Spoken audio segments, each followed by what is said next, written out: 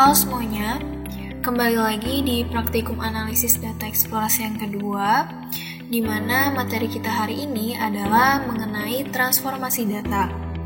Transformasi data itu dibagi menjadi dua, yaitu ada transformasi kesimetrikan data dan juga transformasi homogenitas varians.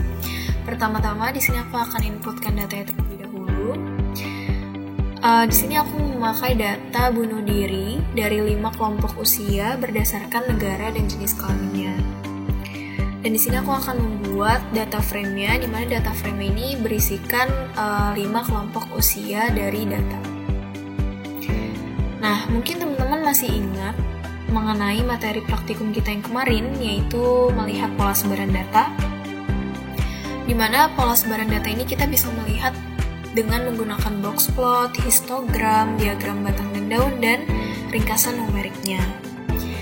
Nah, sebelum melakukan transformasi kesimetrikan data, ada baiknya kita lihat dulu pola sebaran data yang kita punya itu seperti apa. Kemudian, teman-teman bisa coba sendiri untuk melihat pola sebaran datanya, dan kita akan langsung masuk bagaimana cara transformasi kesimetrikan data. Pertama, yaitu dengan melihat box plot dari data frame yang udah aku buat tadi. Di sini aku bisa melihat langsung bagaimana sebaran data dari kelima kelompok usia pada data bunuh diri. Di sini terlihat bahwa rata-rata garis median dari kelima kelompok ini cenderung mendekati kuartil bawah. Maka dari itu bisa aku simpulkan dari box plot ini bahwa kelima kelompok usia ini memiliki kemiringan yang positif. Untuk melakukan transformasi kesimetrikan data ini, kita akan menggunakan transformasi tangga Tukey. Teman-teman bisa lihat dulu rumusnya. Dan setelah kita lihat box plot dari data frame yang tadi, bahwa kelima kelompok ini memiliki kemiringan yang positif. Untuk itu, kita akan menggunakan rumus tangga Tukey untuk data yang menjulur ke atas atau untuk data yang memiliki kemiringan yang positif. Kita langsung aja coba untuk transformasi pada data rentang usia 25-34. Kita lihat dulu box plotnya. Bisa dilihat ya, tadi udah kita coba juga bahwa data untuk rentang usia ini memiliki garis median yang mendekati kuartil bawah, sehingga bisa kita katakan bahwa data ini memiliki kemiringan yang positif. Kita lakukan transformasi yang pertama dengan menggunakan rumus akar kuadrat. Kita lihat box plot dari hasil transformasi kita yang pertama. Terlihat bahwa garis median masih belum mendekati tengah kotak box plot. Untuk itu diperlukan transformasi yang lebih kuat, yaitu dengan menggunakan log. Nah, setelah kita menggunakan transformasi yang kedua, terlihat di sini bahwa garis median masih belum mendekati tengah box plot. Untuk itu kita perlu mencoba lagi dengan transformasi yang lebih kuat, yaitu dengan rumus min 1 per X variabelnya. Nah, di sini barulah setelah kita melakukan 3 kali transformasi, terlihat bahwa garis mediannya cenderung sudah berada di tengah kotak box plot. Maka dari itu, dapat kita katakan bahwa transformasi selesai dan data cenderung sudah normal. Nah, karena kelima kelompok usia yang kita punya ini memiliki kemiringan yang sama, yaitu kemiringan positif, jadi dengan menggunakan sintaks yang sama, cara yang sama, dan langkah yang sama, teman-teman bisa coba sendiri di rumah untuk melakukan transformasi kesimetrikan data untuk kelompok usia yang lainnya.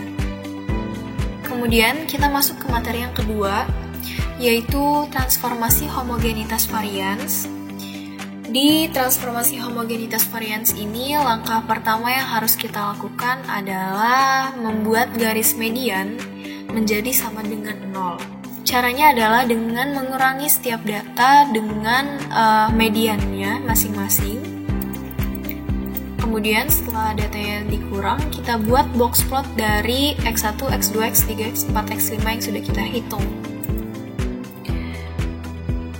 Terlihat dari box plotnya bahwa data dari 5 kelompok usia ini sudah memiliki median yang sama dengan 0. Kemudian untuk langkah selanjutnya, kita bisa menggunakan sintaks berikut, teman-teman bisa coba sendiri.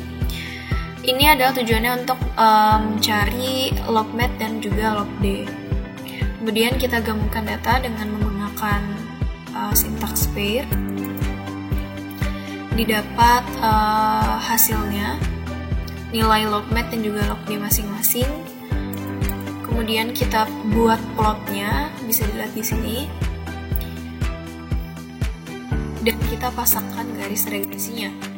Bisa dilihat di sini bahwa data dari kelima kelompok usia ini sebarannya cenderung mendekati garis linier, dan di sini memiliki koefisien interceptnya sebesar 0,67 dan logmatnya sebesar 0,46. Dalam melakukan transformasi homogenitas varians, kita akan menggunakan yang namanya nilai nisbah, di mana dalam nilai nisbah kita perlu mencari nilai tertinggi dari logmat, nilai terendah dari logmat, dan juga